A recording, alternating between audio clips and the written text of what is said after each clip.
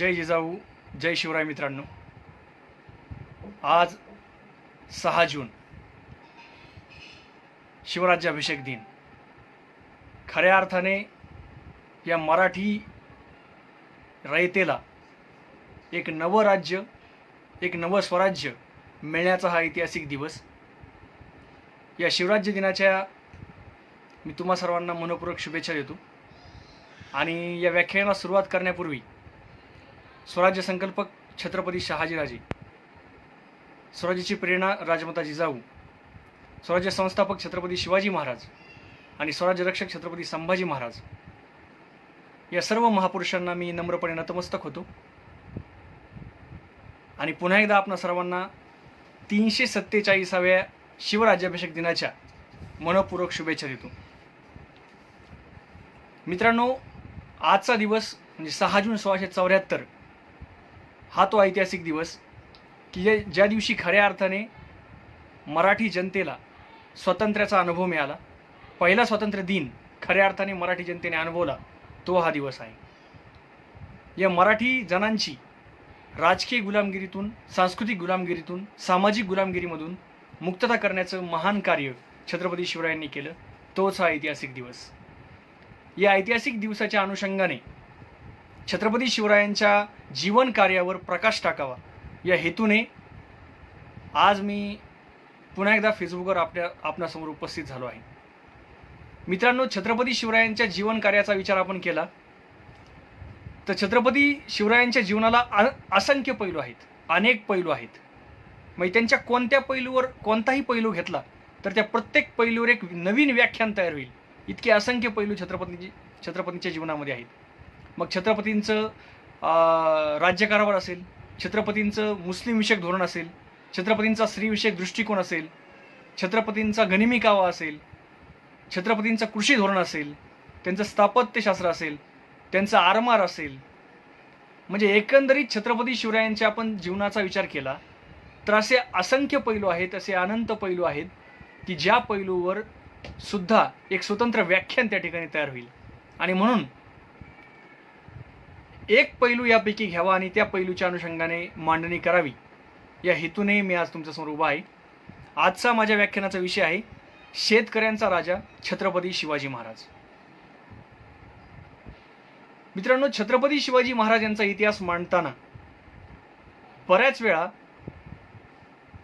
काही ठराविक गोष्टीच मांडल्या जातात, वारंवार मांडल्या जातात असं आपल्या लक्षात येतं. काही सन्माननीय अपवाद आपण वगळले, तर असे अनेक व्याख्याते आहेत की जे वारंवार त्याच पद्धतीचा इतिहास आपल्यासमोर मांडण्याचा प्रयत्न करतात.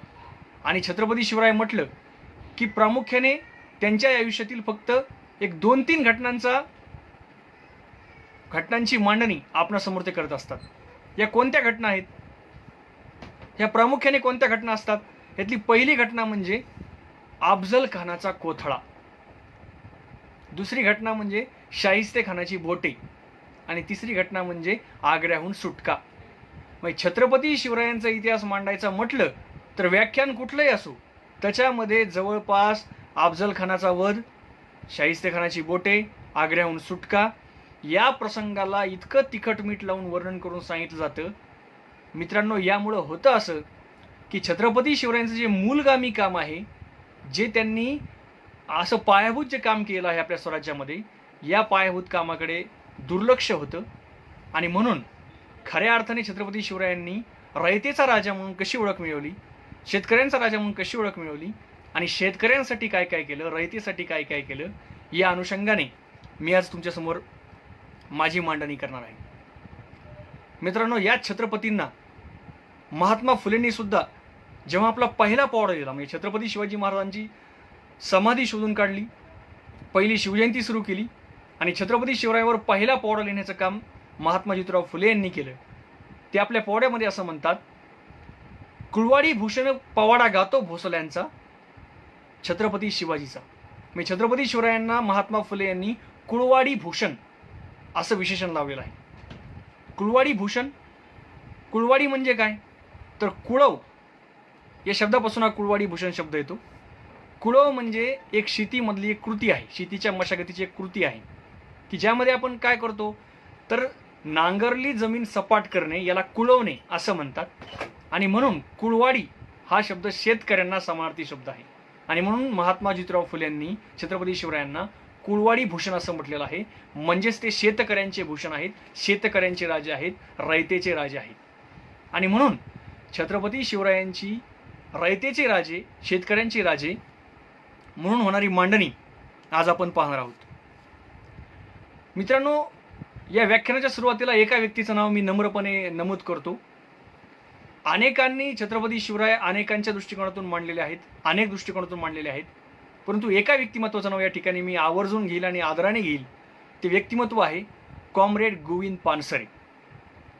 आपल्या आयुष्यभरामध्ये कॉम्रेड गोविंद पानसरे यांनी छत्रपती शिवाजी महाराजांची इतिहासाशी इमान असलेली प्रतिमा, आत्तापर्यंत इतरांनी तितकीशी न पुढे येऊ दिलेली प्रतिमा शिवाजी कोण होता या पुस्तकातून मांडण्याचा प्रयत्न केला. आणि महाराष्ट्रात, महाराष्ट्राबाहेर, भारताबाहेर शिवाजी कोण होता या माध्यमातून छत्रपती शिवरायांची एक वेगळी प्रतिमा, रयतेचा राजा असलेली प्रतिमा, एक पुरोगामित्वाचं तत्वज्ञान असलेली प्रतिमा, वेगळा दृष्टिकोन असलेली प्रतिमा कॉम्रेड गोविंद पानसरे यांनी पोहोचवण्याचं काम केलं. आणि निश्चितपणे आजच्या माझ्या मांडणीवर शिवाजी कोण होता या गोविंद पानसरे यांच्या पुस्तकाचा आणि त्यांच्या मांडणीचा खूप मोठा प्रभाव असणार आहे, हे सुद्धा मी या ठिकाणी नम्रपणे कबूल करतो. मित्रांनो, कोणतंही व्यक्तिमत्व घडतं तेव्हा त्या व्यक्तिमत्वामागं काही संस्कार असतात. छत्रपती शिवरायांवर जे संस्कार झाले ते अर्थातच राजमाता जिजाऊ यांच्या तालमीत छत्रपती शिवराय तयार झाले. जिजाऊ या विद्यापीठात त्यांचं पूर्ण शिक्षण झालं. आणि निश्चितपणे जिजाऊंनीच त्यांच्यावर हा शेतकरी असल्याचा पहिला संस्कार कधी केला याचा जर आपण शोध घेतला मित्रांनो, तर एक घटना आपल्याला आठवते. आपल्याला माहीत असेल की जिजाऊ या पुण्याला लाल महाल या ठिकाणी राहत होते. आणि या पुण्याला तत्कालीन जो आदिलशाही सरदार होता मुरार जगदेव कुलकर्णी, या मुरार जगदेवने या पुण्याला उजाड करून टाकलं होतं. त्याने त्या पुण्याच्या जमिनीवरून गाढवाचा नांगर फिरवला होता. त्या ठिकाणी पहारी रोवलेल्या होत्या, फाटकी चप्पल त्या ठिकाणी लटकून ठेवली होती. याचा अर्थ असा की ही जमीन आता पडीक आहे, यावर कुणीही शेती करू शकत नाही. आणि जर कुणी यावर शेती करण्याचा प्रयत्न केला तर त्याचा निर्वंश होईल, अशा प्रकारच्या अंधश्रद्धा किंवा एक त्या ठिकाणी पसरवण्यात आले. पण राजमाता जिजाऊ यांच्या मनात स्वराज्याची उर्मी होती. जिजाऊ या असल्या अंधश्रद्धांना बळी पडल्या नाहीत. त्यांनी काय करावं, ज्या जमिनीवर नांगर चालवू नये असं सांगण्यात आलं होतं त्याच जमिनीवर 5 वर्षाच्या बालशिवबाला सोन्याचा फाळ असलेला नांगर जिजाऊंनी शिवरायांच्या हाती दिला आणि त्या ठिकाणी नांगर चालवायला लावला. मग छत्रपती शिवरायांना वयाच्या 5व्या वर्षीच बळीराजाचा नांगर, सोन्याचा फाळ असलेला नांगर हाती देण्याचं काम जिजाऊंनी केलं. आणि जिजाऊ घाबरल्या नाहीत. त्या तर उलट असं म्हणाले असतील की माझा निर्वंश झाला तरी चालेल, पण मी महाराष्ट्राच्या भल्यासाठी, गोरगरिबांसाठी, रयतेसाठी माझं काम चालू ठेवीन. अशा पद्धतीने पुण्यामध्ये छत्रपती शिवरायांच्या हस्ते सोन्याचा फाळ लावलेला नांगर चालवून शेतकऱ्यांचं राज्य या ठिकाणी येणार आहे, हेच द्योतक या ठिकाणी जिजाऊंनी या ठिकाणी दिलेलं आहे. आणि शिवरायांनी हा जो नांगर चालवला यावेळी त्यांच्यासोबत कोण होते, तर सगळे 18 आलुतेदार, 12 बलुतेदार शेतकऱ्यांची मुलं होती. मांग, महार, रामोशी, लोहार अशी सगळी 18 पगड जातीतील मुलं त्यांच्यासोबत होती. आणि म्हणून छत्रपती शिवरायांचं जे बालपण आहे तिथूनच आपल्याला लक्षात येईल की त्यांच्या बालपणापासूनच एक शेतकऱ्यांच्या जीवनाशी त्यांचा संपर्क आला होता. तुम्ही जर छत्रपती शिवरायांचे मावळे पाहिले, साथीदार पाहिले, तरी सगळे मावळे साथीदार कुठून आलेत, तर यांची घरं सगळी सामान्य शेतकऱ्यांची घरं आहेत. येसाजी कंक, बाजी पासलकर, तानाजी मालुसरे, झुंजारराव मरळ, जीवा महाले, शिवाजी काशीद, बाजीप्रभू देशपांडे, ही सर्व नावं जर आपण पाहिली, बहिर्जी नाईक, ही सर्व नावं जर आपण पाहिली तर ही सर्व नावं ही सामान्य शेतकरी कुटुंबातील नावं आहेत. या सगळ्यांमध्ये त्यांनी स्वराज्याची एक उमेद निर्माण केली आणि या शेतकऱ्यांच्या मुलांना सोबत घेऊन स्वराज्य निर्माण करण्याचं काम, शेतकऱ्यांचं राज्य निर्माण करण्याचं काम या ठिकाणी छत्रपती शिवरायांनी केलं. हे सुद्धा आपण या ठिकाणी लक्षात घ्यावं. आणि मग प्रश्न येतो की मग छत्रपती शिवरायांनी शेतकऱ्यांसाठी असं काय केलं की ज्यामुळे ते शेतकऱ्यांचे राजे झाले, रयतेचे राजे झाले? तर यामध्ये सगळ्यात क्रांतिकारक कार्य कोणतं असेल मित्रांनो? तर ते आहे छत्रपती शिवरायांनी आपल्या स्वराज्यामधील जमिनी मोजल्या. कॉम्रेड गोविंद पानसरे आपल्या भाषणामध्ये म्हणतात या गोष्टीचा उल्लेख करताना की ते म्हणतात, मी जेव्हा हा इतिहास सांगतो तेव्हा लोक म्हणतात, काय सांगता तुम्ही आम्हाला हे जमिनी मोजल्या? अरे शिवराय सांगताना कसं पाहिजे, तलवार उपसली तलवार खुपसली असं काहीतरी सांगा ना. हे जमिनी मोजल्या तुम्ही काय सांगताय आम्हाला? परंतु हे सांगत असताना मला हे सांगायचंय की एकीकडे राजकीय लढाया महत्त्वाच्या आहेतच, म्हणजे या लढाया सुद्धा महत्त्वाच्या आहेतच, परंतु हे सुद्धा काम दुर्लक्षून चालणार नाही. अतिशय मूलगामी काम छत्रपतींनी केलं. तर त्यांनी शेतकऱ्यांच्या जमिनी मोजल्या. कशा मोजल्या? तर त्यांनी काय केलं की शेतकऱ्यांच्या नावे या जमिनीची नोंद आपल्या दप्तर खाती केली. मग त्यासाठी काठी नावाचं एकक त्यांनी वापरलं. 5 हात लांब आणि 5 मुठी आणि 5 हात एवढी लांबी असलेली एक काठी, अशा 20 काठ्यांचा एक बिघा आणि अशा 120 बिघांचा एक चावर, या पद्धतीने छत्रपती शिवरायांनी आपल्या जमिनीची मोजमाप केलं आणि ठरवून दिलं. हे जमिनीचं मोजमाप करण्यामागचं कारण काय की एकदा जमिनीचं मोजमाप केलं की त्या ठिकाणी जेवढं पीक येईल तेवढ्याच पिकावरचं शेतसारा असेल तेवढाच शेतसारा या ठिकाणी शेतकरी बांधवांनी त्या ठिकाणी स्वराज्याला द्यावा, हा त्या पाठीमागचा मुख्य हेतू होता. आणि किती पीक येणार आहे या पिकाची पाहणी करून ते ठरवत असत. या उत्पन्नातील त्यांनी ठरवून दिलं की या उत्पन्नातील जे 5 भाग होतील, या उत्पन्नाचे 5 भाग करायचे आणि या उत्पन्नातील 3 भाग शेतकऱ्याने स्वतःकडे ठेवायचे आणि 2 भाग त्या ठिकाणी स्वराज्यामध्ये धान्याच्या स्वरूपात किंवा नगदीच्या स्वरूपामध्ये जमा करायचे. मग तुम्ही म्हणाल की असं काय झालं, जमिनी मोजल्यामुळं काय फरक पडला? तर या पाठीमागं आपण जर पाहिलं मित्रांनो, तर शिवरायांच्या या जमिनी मोजण्याच्या आधीची स्थिती अशी होती की या स्वराज्यामध्ये वतनदारांचं राज्य होतं. आणि हे जे वतनदार होते, हे वतनदार जमिनी मोजलेल्या नसल्यामुळं अव्वाच्या सव्वा लूट करायचे, जनतेला पिळायचे, जनतेकडून अमाप असा पैसा त्या ठिकाणी लुबडायचे, त्यांची लूट करायची. मग हे वतनदार कोण होते? मग त्यामध्ये देशमुख आहेत, देशपांडे आहेत, देसाई आहेत, पाटील आहेत, कुलकर्णी आहेत, मिराजदार आहेत, खोत आहेत, जमीनदार आहेत. ही सर्व मंडळी त्या ठिकाणी हा शेतसारा जमा करण्याची काम करायची. परंतु ही मंडळी इतकी मुजोर झाली होती की त्यांना मनाला वाटेल असा तो सारा त्या ठिकाणी वसूल करायचे. असं लिहून ठेवलंय सभासदाने की जर एखाद्या गावाचं देणं 200 ते 300 रुपये असेल तर हे वतनदार काय करायचे, त्या गावामधून 2000 ते 3000 रुपये एवढा शेतसारा वसूल करायचे. म्हणजे वर द्यायचा 200 ते 300 रुपयेच, परंतु वरचा जो मलिदा आहे तो उकळायचे आणि स्वतःच्या सुखासाठी, स्वतःच्या स्वार्थासाठी त्यांचा उपयोग ते करायचे. आणि एक प्रकारे रयतेची लूट वतनदार करायचे. या रयतेच्या लुटेमध्ये त्यांनी अनेक गोष्टींचा पायंडा त्या ठिकाणी वतनदारांनी पाडला होता. मग वेगवेगळी इनामं शेतकऱ्यांकडून घेणं असो, मग शेतकऱ्यांच्या वेगवेगळ्या पिकांमधले हिस्से घेणं असो, त्यांच्या म्हणजे 18 बलुतेदार 12 बलुतेदार असो त्यांच्याकडून वेगवेगळ्या वस्तूंच्या स्वरूपामध्ये हक्क लाजिमे घेणं असो, अशा प्रकारे एक खैरात असावी या पद्धतीने छळवणूक या वतनदारांनी चालवली होती. आणि एक नाहक त्रास हे वतनदार त्या ठिकाणी लोकांना देत होते. या वतनदारांनी या जनतेच्या पैशावर काय करावं, तर हे वतनदार वाडे हुडे कोट बांधून राहायचे. त्यांच्या पदरी शिपाई असायचे, प्यादे असायचे, यांच्याकडे तलवारी असायच्या, बंदुकी असायच्या आणि त्याच्या धाकावर ते जनतेला लुटायचे. एखाद्याने तक्रार जरी केली सरकारी अधिकाऱ्याकडे तरी त्या सरकारी अधिकाऱ्याला दाबात ठेवण्याचं काम, त्याला दाद देण्याचं काम हे वतनदार करायचे. एवढी मुजोरी या वतनदारांची झालेली होती. प्रसंग पडल्यास हे वतनदार त्यांच्याशी भांडायचे. असा एकदम सुळसुळाट या वतनदाराचा झाला होता. या वतनदारांचा आणि रयतेचा फक्त संबंध होता. राजा कोण याच्याशी जनतेला देणं घेणं नव्हतं, कारण राजे बदलत राहायचे. म्हणजे ही जी स्थिती मी तुम्हाला सांगतो ती शिवरायांचं स्वराज्य निर्माण होण्याच्या आधीची स्थिती, की राजे आणि रयत यांचा संबंध नव्हता. राजे बदलत राहायचे. रयतेचा संबंध कोणाशी असायचा तर वतनदाराशी, आणि म्हणून वतनदार तेच राहायचे राजे बदलत राहायचे आणि वतनदार जनतेचा अमाप छळ करायचे. त्याच्यामुळे राजाचा आणि रयतेचा संबंध नसायचा. राजा कोण आहे याच्याशी जनतेला देणं घेणं नसायचं. आणि मग अशा वेळी अशा टप्प्यावर छत्रपती शिवरायांच्या कार्याला सुरुवात झाली आणि एक क्रांतिकारी परिवर्तन छत्रपती शिवरायांनी केलं. त्यातलं एक मी तुम्हाला सांगितलं, जमिनी मोजल्या आणि जमिनी मोजून एक ठराविक रक्कमच शेतकऱ्याने त्या ठिकाणी स्वराज्याला द्यावी असं ठरवण्यात आलं. नाही तर त्याआधी हे वतनदार मन मानेल तेवढी रक्कम या लोकांकडून वसूल करायचे, परंतु ठरवून दिल्यामुळं मात्र तेवढीच रक्कम घेण्याचं काम या ठिकाणी शेतकऱ्यांकडून त्या ठिकाणी होऊ लागलं. मग वतनदारावर कसा चाप बसवला शिवरायांनी?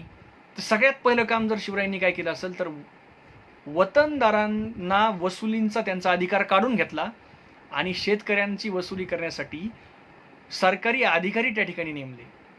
म्हणजे सरकारी अधिकारी हे जेवढं काही निश्चित प्रमाण आहे तेवढंच त्या ठिकाणी वसूल करतील आणि वतनदार हे आता वसुली करणार नाहीत असा आदेश त्या ठिकाणी छत्रपती शिवरायांनी काढला आणि वतनदारांच्या कचाट्यातून या ठिकाणी शेतकऱ्यांची मुक्तता केली. हे सुद्धा खूप मोठं ऐतिहासिक काम आहे की वतनदारी पद्धतीमध्ये त्यांनी एक नवीन परिवर्तन घडवलं. वतनदारांना वसुलीचे अधिकार नाकारले. मग तुम्हाला असं वाटेल की वतनदार नाराज झाले असतील. मग वतनदारांना शिवरायांनी कसं हाताळलं? तिथंही शिवरायांची कूटनीती लक्षात येते. छत्रपती शिवरायांनी वतनदारांचं वतन कायम ठेवलं आणि त्यांना वेतन सुरू केलं, निश्चित वेतन सुरू केलं.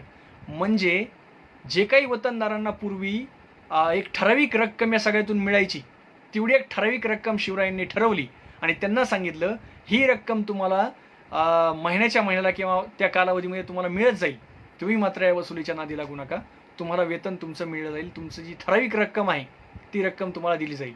म्हणजे वतनदारांना वेतनदान करण्याचं काम छत्रपती शिवरायांनी केलं आणि पगार देण्याचं काम म्हणजे पगार पद्धतीचा सुद्धा पाया छत्रपती शिवरायांनी त्या काळामध्ये राबवला. अगदी छोट्या शिपायापासून ते अष्टप्रधान मंडळापर्यंत पगार देऊन त्या ठिकाणी एक शिस्त लावण्याचं काम छत्रपती शिवरायांनी केलं. आणि जे वतनदार तरीही रयतेला त्रास द्यायचे अशा वतनदारांचे त्यांनी काय करावं तर त्या वतनदारांचे वाडे असतील, हुडे असतील, कोट असतील यांना जमीनदोस्त केलं आणि अशा वतनदारांना सज्जड दम भरला. त्यांना असं सांगितलं की तुम्ही साधी घरं बांधून राहा.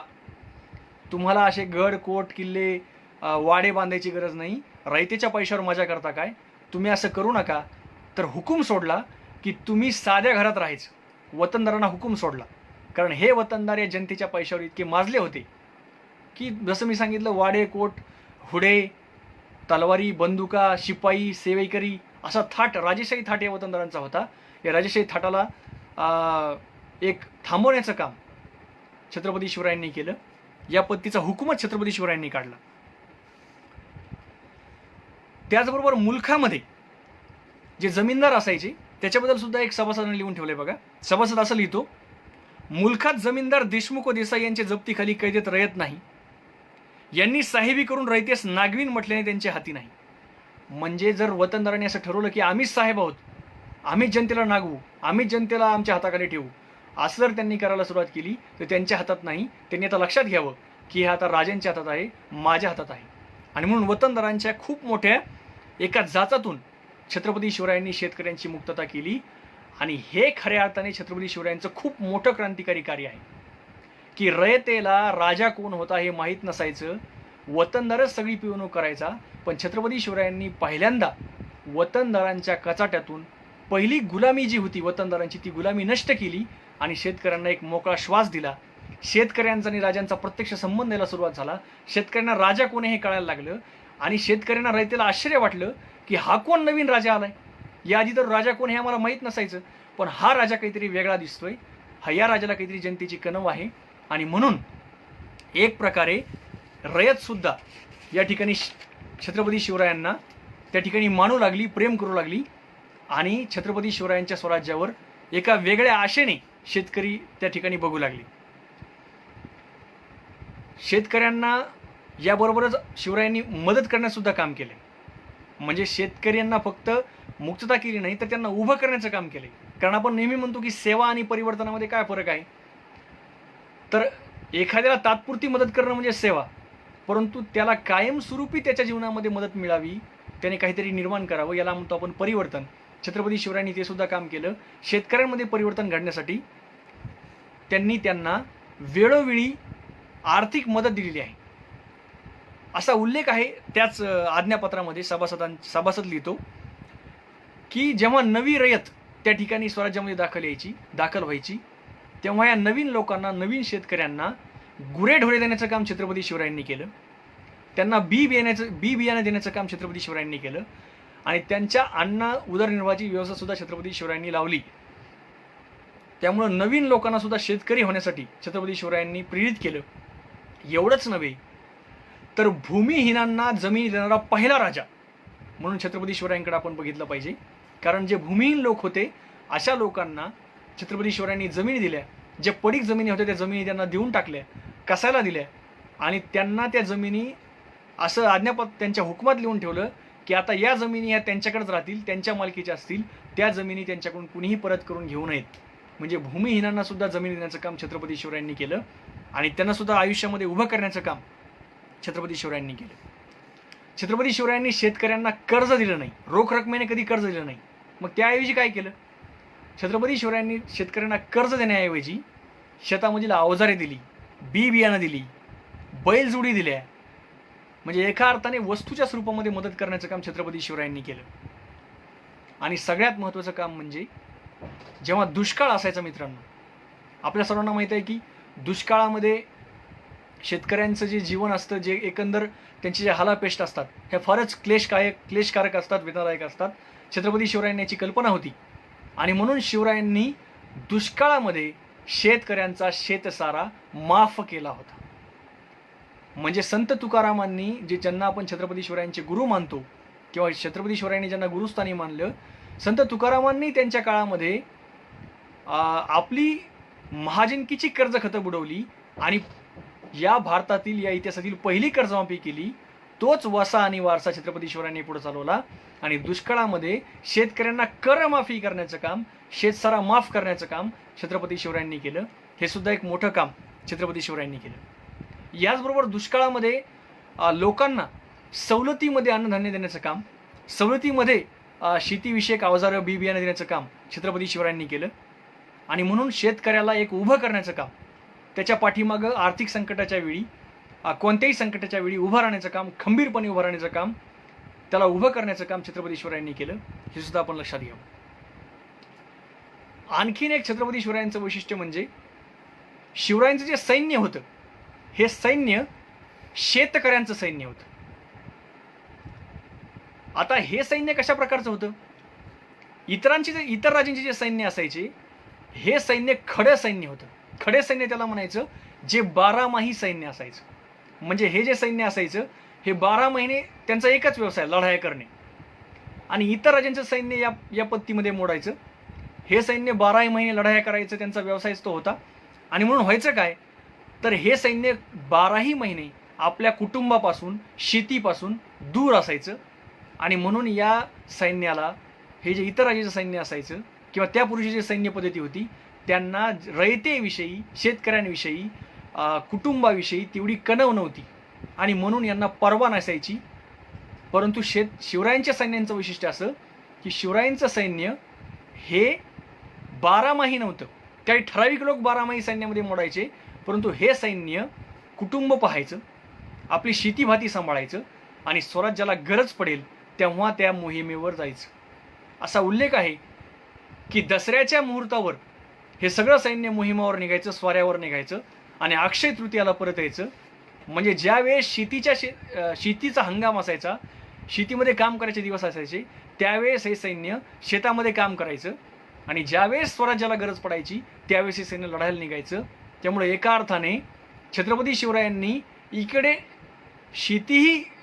शेतकरीही इकडे त्याचा जगला पाहिजे आणि इकडे स्वराज्याचंही रक्षण झालं पाहिजे, या दृष्टिकोनातून त्यांनी काम केलं.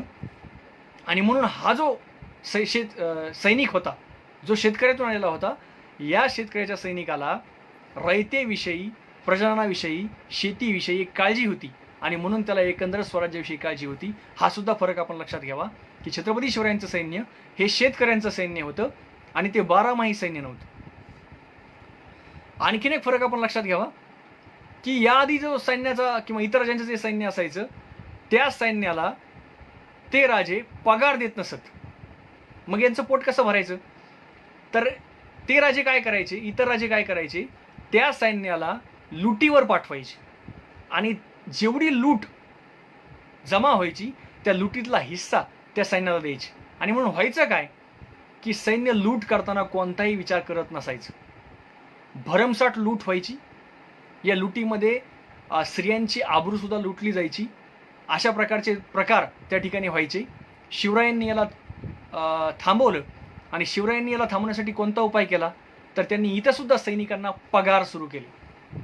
त्यांना वेळच्या वेळेला पगार मिळणार, म्हणजे लूट मिळो किंवा न मिळो, बाहेर एखादा खजाना हाती सापडो न सापडो, परंतु सैन्याला वेळोवेळी पगार मिळणार. आणि म्हणून छत्रपतींच्या सैन्याने कधीही रयतेच्या अब्रूला हात लावला नाही. म्हणजे छत्रपती शिवरायांच्या आज्ञाच आहेत.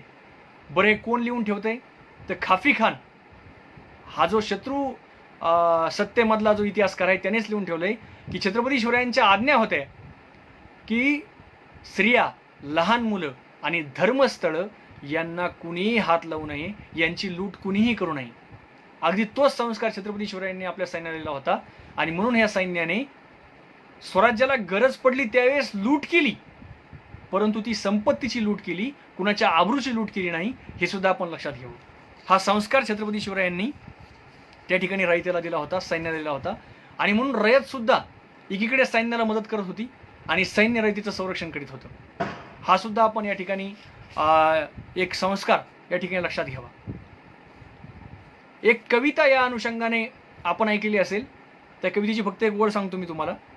एका कवीने खूप छान लिहून ठेवलंय की एकीकडे शेतकऱ्यांचं सैन्य शिवरायांनी उभं केलंय, परंतु इतकी काळजी घेणारा हा राजा आलाय त्यामुळं प्रत्येक रयतेला असं वाटत होतं की हे माझं राज्य आहे. आणि म्हणून फक्त सैन्यच नव्हे तर या स्वराज्यातील प्रत्येक नागरिक, प्रत्येक घटक स्वतःला या रयतेचा सेनानी मानत होता. एका कवीने असं लिहून ठेवलंय की 10-12 वर्षाचा मुलगा शेतामध्ये उभा आहे आणि तो त्या ठिकाणी त्याने पाहिलं की 4-5 घोडेस्वार त्या ठिकाणी तिकडून येत आहेत. हा मुलगा त्या घोडेस्वारांना म्हणतो, खबरदार जर टाच मारून जाल पुढे तर चिंधड्या उडवीन राई राई एवढे. आणि त्या लहान पोराला बघून आणि त्याचं ते धाडस बघून हे घोडेस्वार हसायला लागले. कारण हा 10-12 वर्षाचा मुलगा असं म्हणतो की तुम्ही खबरदार राहा, तुम्ही हे घोडे किंवा तुमचं सैन्य माझ्या शेतामधून नेऊ शकत नाहीत. आणि मग त्यांनी असं विचारलं की तू असं कसं काय म्हणतोस? तर तो 10-12 वर्षाचा मुलगा उत्तर देतो की आता आमचा राजा या ठिकाणी आलेला आहे आणि तो राजा म्हणजे छत्रपती शिवाजी राजा, या राजाने या ठिकाणी आमचं संरक्षण करण्याचा आम्हाला एक बळ आमच्यामध्ये दिलेलं आहे आणि म्हणून त्या बळाच्या जोरावर मी तुमच्यासमोर मांडतो आहे. आणि तो कवीच असं पुढे म्हणतो की ज्या घोडेस्वाराला हा लहान मुलगा दम देत होता त्या घोडेस्वारामध्येच शिवाजी महाराज होते. असं एक त्याने त्या ठिकाणी एक प्रतिभेचा विलास म्हणून मांडलेला आहे. ह्या कवितेचा भाव आपण लक्षात घ्यावा मित्रांनो की या रयतेच्या प्रत्येक घटकाला असं वाटत होतं की हे रयतेचं राज्य आहे, हे माझं राज्य आहे. हा भाव छत्रपती शिवरायांनी त्या ठिकाणी निर्माण केला. छत्रपती शिवरायांनी रयतेच्या जसे सैन्याची शेतकऱ्याचं सैन्य उभं केलं तसंच छत्रपती शिवरायांनी आपल्या सैन्याला दिलेले आदेश सुद्धा तितकेच महत्त्वाचे आहेत. काय आदेश दिले होते छत्रपतींनी आपल्या सैन्याला? त्यातला एक आदेश असा आहे मित्रांनो, कोणत्याही मोहिमेवर कोणत्याही सैन्याच्या तुकडीने शेतकऱ्यांच्या उभ्या पिकातून जाता कामा नये, पिकाची नासाडी होता कामा नये. मग छत्रपती शिवरायांनी आपल्या सैन्याला आदेश दिला होता की तुम्ही ज्यावेळेस सैन्य घेऊन जाल त्यावेळेस कोणत्याही शेतकऱ्याच्या उभ्या पिकातून ते घेऊन जाऊ नका, त्याची नासाडी करू नका. मग याआधी काय व्हायचं की स्वराज्यातील सैन्य असेल किंवा परकीय सैन्य असेल यांच्या युद्धामध्ये हे सैन्य शेतकऱ्यांचं पीक तुडवत जायचे आणि म्हणून खूप मोठी नासधूस व्हायची. पण छत्रपती शिवरायांनी या ठिकाणी आपल्या सैन्याला सक्त आदेश दिले होते की तुम्ही ज्यावेळेस हे सैन्य घेऊन जाल तेव्हा त्या पिकातून घेऊन जाऊ नका, तर वेगळ्या वाटेने तुम्ही ते घेऊन जावं आणि शेतकऱ्यांच्या पिकांची काळजी घ्यावी. आपल्या आज्ञापत्रात छत्रपती शिवराय असं सुद्धा म्हणतात की जेव्हा तुमचा मुक्काम एखाद्या ठिकाणी पडल, सैन्याचा मुक्काम एखाद्या ठिकाणी पडल, तेव्हा तुम्ही दाना वैरणीसाठी रयतेचा पैसा वापरू नका, आजूबाजूच्या प्रदेशाला त्रास देऊ नका. जर तुम्ही असं करायला लागले तुम्ही जर रयतेला त्रास देऊ लागले तर रयतेला असं वाटेल की आमच्यापेक्षा मोगल बरे, त्यामुळं तुम्ही अशा प्रकारचा त्रास रयतेला देऊ नका. रयतेला काडीचाही त्रास देऊ नका. आणि हे तर वाक्य असं आहे मित्रांनो की एखाद्या कवीला शोभावं असं वाक्य, रयतेच्या भाजीच्या देठालाही हात लावू नका. या प्रकारचे आदेश छत्रपती शिवरायांनी आपल्या सैन्याला दिले होते. आणि त्यांनी असंही सांगितलं होतं की जर तुम्हाला दानाविरणीसाठी तुमच्या सरबराईसाठी काही खर्च करायचा असेल तर तो खर्च तुम्ही सरकारी खजिन्यातून करावा.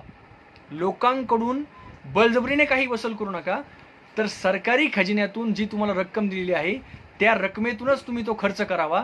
अशा प्रकारचे सक्त आदेश छत्रपती शिवरायांनी आपल्या सैन्याला दिले होते. जशी छत्रपती शिवरायांनी रयतेच्या पिकांची काळजी घेतली तशीच छत्रपती शिवरायांनी झाडांची सुद्धा काळजी घेतली, शेतकऱ्यांच्या झाडांची सुद्धा काळजी घेतली. छत्रपती शिवरायांचं पत्र आहे मित्रांनो. काल 5 जून पर्यावरण दिन आपण सगळ्यांनी मोठ्या उत्साहात साजरा केला. छत्रपती शिवरायांच्या जीवनाचा आणखीन एक पैलू म्हणजे ते पर्यावरणाचे रक्षक सुद्धा होते. त्यांच्या आज्ञापत्रात त्यांनी असं लिहून ठेवलंय, स्वराज्यातील आंबे फणस हेही लाकडे आरमाराच्या प्रयोजनाची, परंतु त्यास हात लावू नये.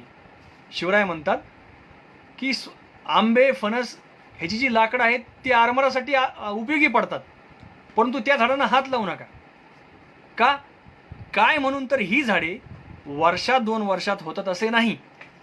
रयतांनी ही झाडे लावून लेकरांसारखी ही बहुत काळ जतन करून वाढवली, त्यांचे दुःखास पारावार काय. मग छत्रपती शिवरायांनी असं या ठिकाणी नमूद केलंय की या रयतेने ही झाडं अगदी आपल्या लेकरासारखी वाढवली आहेत, त्यामुळे तुम्ही या झाडांना हात लावू नका.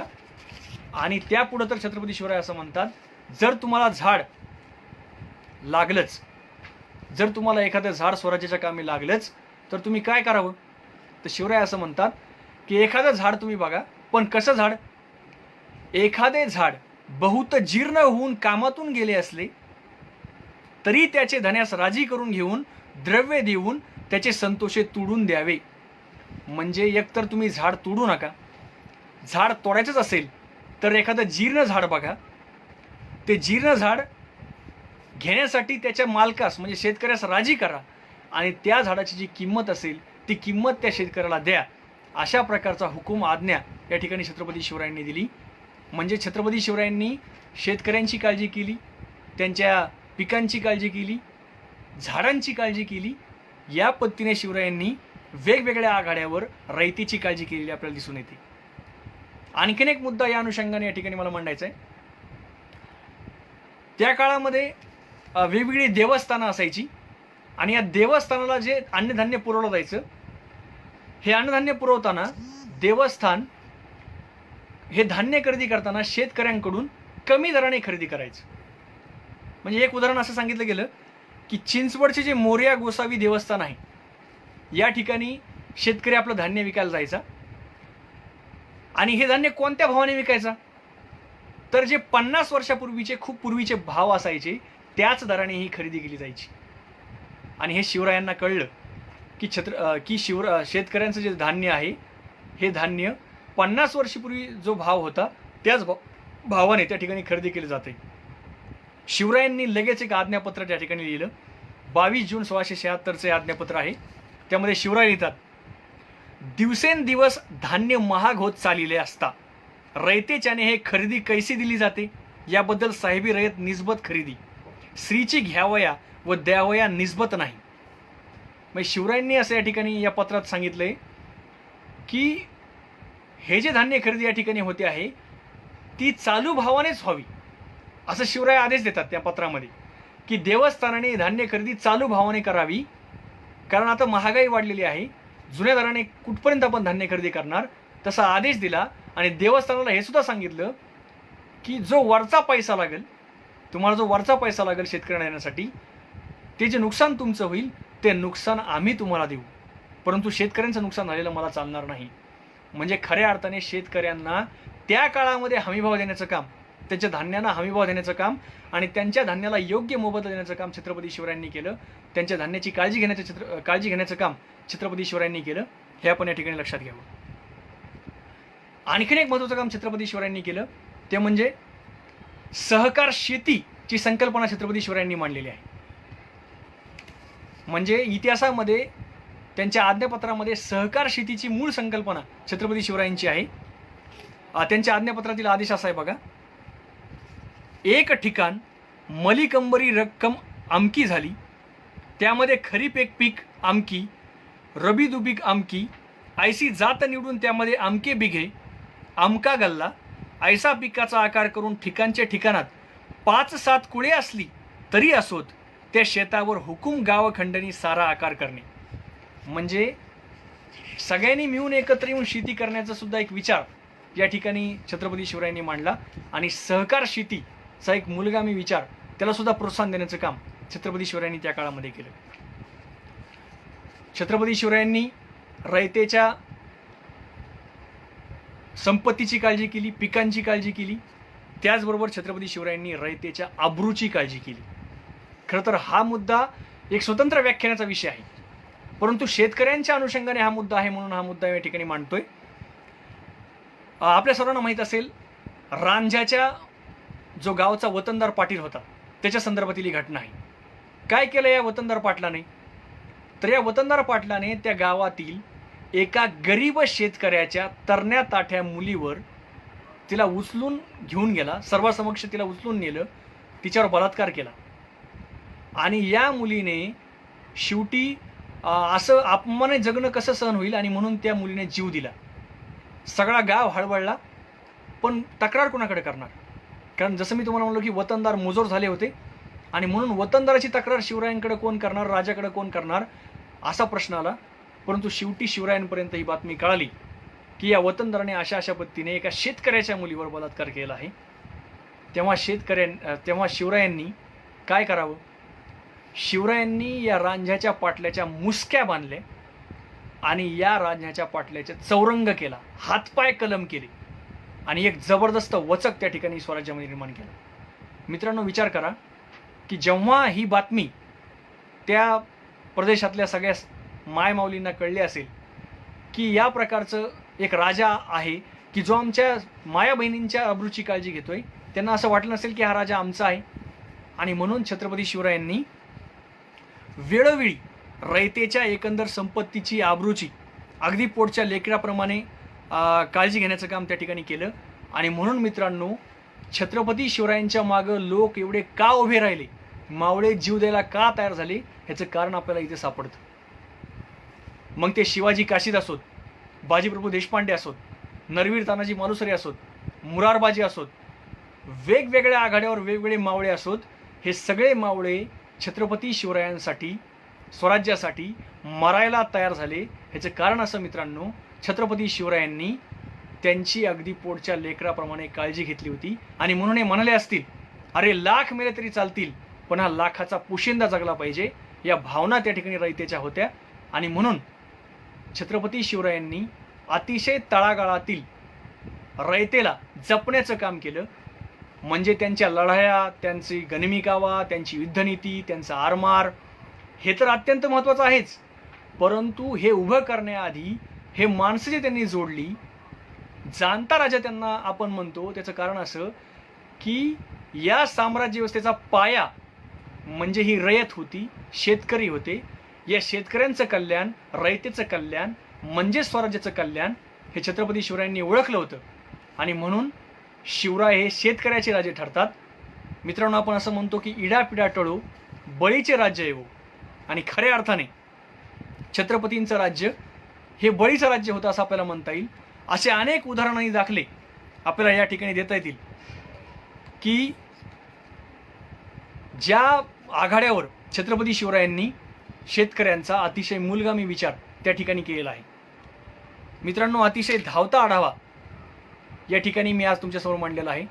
आणि मी तुम्हाला म्हणालो की शिवराय हा जो विषय आहे हा प्रत्येक पैलूवर एक व्याख्यान त्या ठिकाणी तयार होईल, इतका मोठा विषय आहे.